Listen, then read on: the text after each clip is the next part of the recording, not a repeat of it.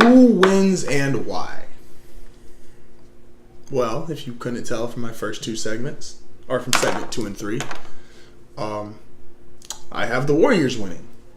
What? Not only do I have the Warriors winning, I have the Warriors sweeping the Cavs.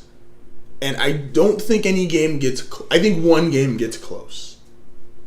Hear me out.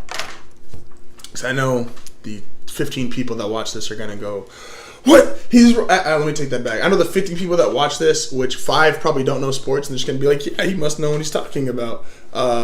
Thanks, family. And the other 10 that are like, wow, I found this weird video, and this guy's just talking like he's off his rocker. The Warriors are just better, if I didn't state that enough earlier. Tell me where, and be honest with yourself. And everyone loves to, with the LeBron Jordan comparison, they're like, well, just take out 6-0. Don't use that as an argument. Take out the Jordan was 6-0 in the finals, and what is your real argument? What does he do better than LeBron? Okay. So take LeBron out of the series. All he can do you one better. Take the best player on both teams out of this series. Take LeBron out of the series. Take Durant out of the series. Tell me how you think Cleveland has a chance in hell. They don't. If Cleveland was in this, if LeBron if he tore his ACL tomorrow, you would think, oh my gosh, the Cavs are going to lose by 50 a game. Cleveland, the entire state of Ohio, is going to burn. It's going to be removed from the map. We'll lose the very valuable Browns. Hate to see that team go. The Cavs are outclassed in every way. The Warriors are a better run organization. They have more talent. I think this is the first team that's ever made me question coaching, because they have a chance to, in a 3-year span, win a title without their head coach, win the most regular season games in NBA history without their coach, and the one time their coach is actually there, oh yeah, they won the finals. They're about to have 3 different guys make major milestones and achievements in the history of this game. It's the narrative of, loving those big words, the narrative of the Warriors is going to change how we've always thought about basketball.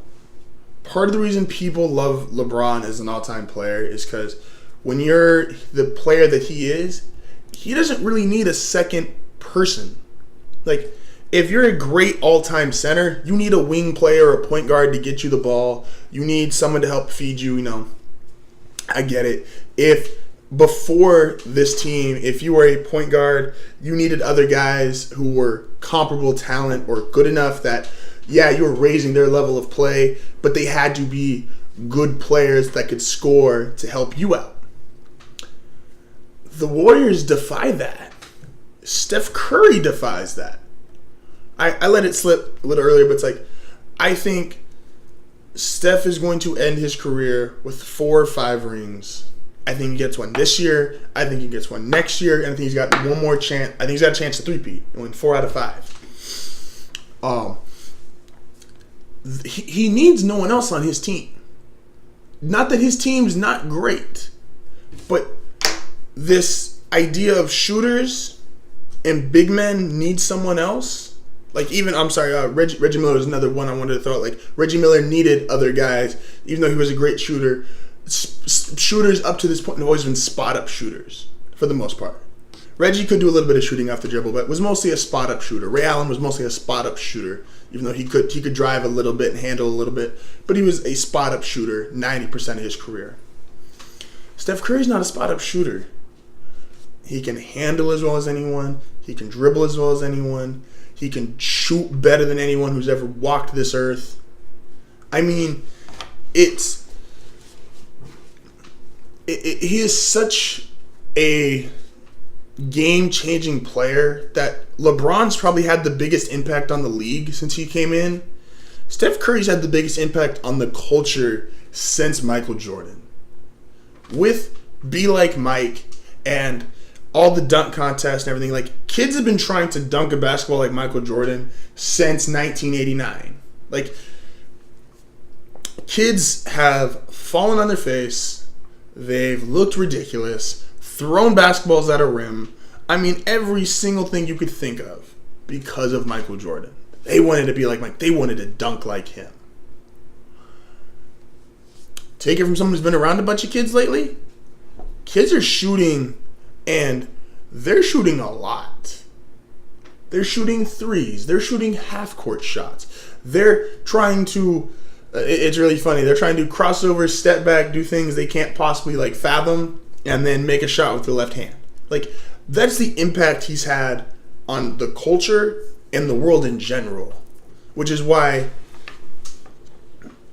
and I'm not even here to diss on him, but it's like, LeBron's the all-time talent, but Steph Curry's would put himself in all-time company. Well, we're going to start having the debate of, he's going to be in that Mount Rushmore type of players. That's how big of an impact on the sport, the culture, just the world. I mean, like, the dude's out here like he's three-point shooting Gandhi. Like, he's even to such a degree, like, Michael Jordan was considered an asshole, and probably still is considered an asshole by anyone who actually knows him. Like, had a gambling problem, ran a bunch of coaches out of town, teammates, as much as they loved playing with him because he won so much, he was an ass and hard to deal with. Steph Curry's a nice guy, good home, his wife's nice. Like, I mean, he's kind of hard to hate. And he just hit puberty, so he just started getting facial hair. Not that I'm one to talk, but like, he still looks like that innocent child. And he's just killing people out there. This isn't just a sweep. This is going to be a statement. And Steph Curry's going to make one hell of a statement. So, for all you Cav lovers, for all you LeBron lovers, you're going to have to do what the rest of the NBA did this season. Just when your team plays the Warriors.